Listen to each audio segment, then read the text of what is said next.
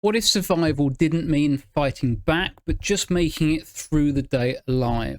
In a world of massive open world zombie games, Deadlight feels like a quiet echo from another era. A stripped down, side scrolling survival story that's more about fear, solitude, and atmosphere than firepower. And the craziest part, in 2025, it still holds up, and it plays beautifully on the Steam Deck. This is Deadlight, a forgotten gem from Tequila Works and Microsoft Studios, and today we're diving into why this short, moody platformer might be one of the best bite-sized apocalypse experiences you can still enjoy right now. Deadlight first launched back in 2012, but don't let that date fool you. This isn't a clunky relic, it's a tight, atmospheric survival platformer that looks and feels surprisingly modern. You play as Randall Wayne, a survivor wandering through the ruins of 1980s Seattle after a zombie outbreak. The game calls them shadows, but you'll know exactly what they are the moment you see them. Slow, hungry, and horrifying. What makes it special is how grounded it feels. Randall isn't a soldier or a superhero, he's just a man trying to reach his family, haunted by memories and surrounded by death. It's not about mowing down enemies, it's about climbing, running, solving small environmental puzzles, and surviving despite your limitations. The gameplay is pure 2.5D, meaning it looks three-dimensional, but movement stays on a side-scrolling plane. You'll run, jump, climb fences, break windows, and use your environment to outsmart zombies. Combat exists, but it's minimal. You can swing an axe. Don't forget to finish them off once they're down. You can fire a gun. There's a pistol as well as a shotgun. Maybe there's other guns that I missed, but both come with a price. Stamina drains fast. Ammo is scarce, and every fight feels like a gamble. Instead of power fantasies, Deadlight is about tension. Every encounter forces you to ask, can I take them head on, or do I need to run? And that's what makes it so refreshing in 2025. While modern games drown you in crafting systems and massive open worlds, Deadlight strips it back to something raw, just your wits and a collapsing city.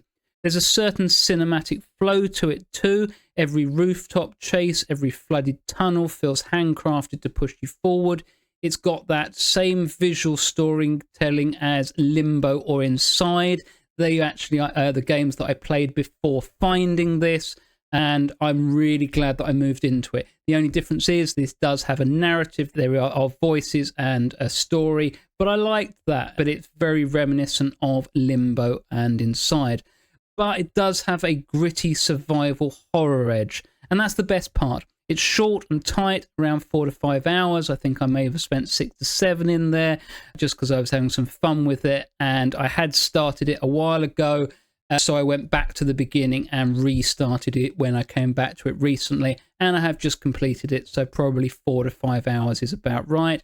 You can probably finish it in one sitting. I didn't. I would play maybe 30 to 60 minutes a night, but it was done within a week or so. And it's perfect for busy players or anyone who wants a full self-contained story. Visually, Deadlight still looks incredible. The world is drenched in shadow and fog with sharp contrast of light and dark that make every silhouette pop. The art direction does all the heavy lifting. It's cinematic platforming meets film noir apocalypse.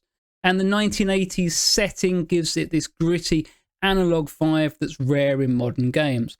The soundtrack is understated but haunting, more about tension and silence than bombastic scores.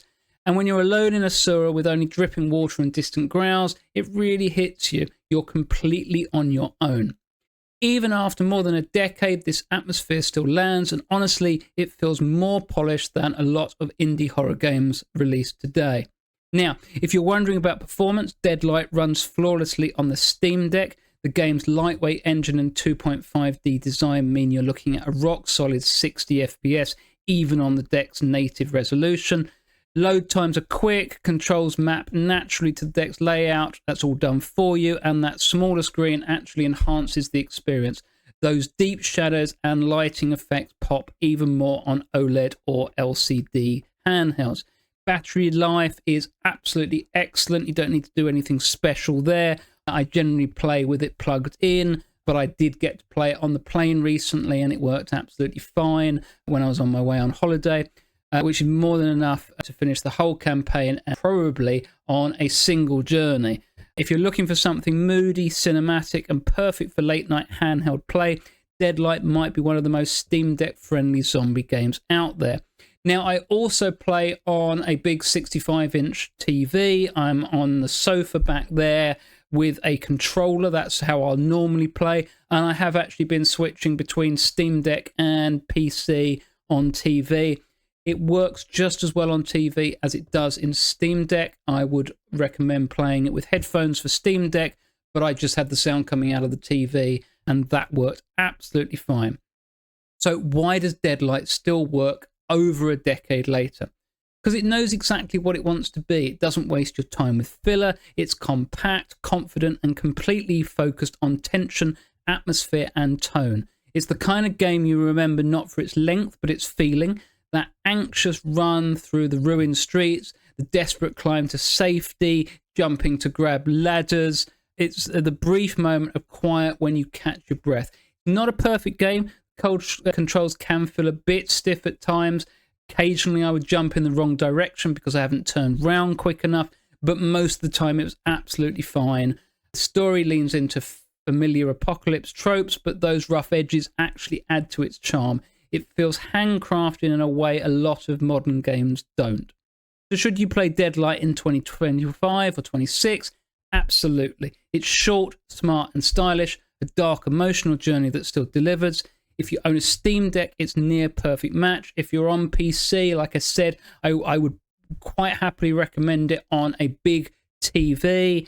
For those of you playing with mouse, I don't know. I didn't try it. If you're playing on a monitor, I don't know either. But I'm sure if it works on Steam Deck and a big TV, then it's going to work somewhere in the middle. Deadlight is one of those games that reminds you of why smaller, focused experiences matter, because not every apocalypse needs to be an open world, massive game. Sometimes all you need is a flashlight, a rooftop, and the will to survive. I'm Bifties, and if you love revisiting underrated gems and classic PC titles that still shine today, hit subscribe and tell me in the comments what forgotten favourite I should cover next. I recently played Arise, a simple story. I'm just about to do a video on that. I completed both Limbo and Inside before going into this. I'm generally a bullet hell player or an ARPG, but I think I feel like playing something a little bit smaller these days, so I'm probably going to have quite a few recommendations for you coming out. Deadlight is still worth playing many years on. What did I say? 2025, it's 13 to 14 years old. It's actually older. I didn't realize this while playing it. It's older than I think Limbo and is certainly Inside. And it holds up really well. So thanks for watching. See you next time.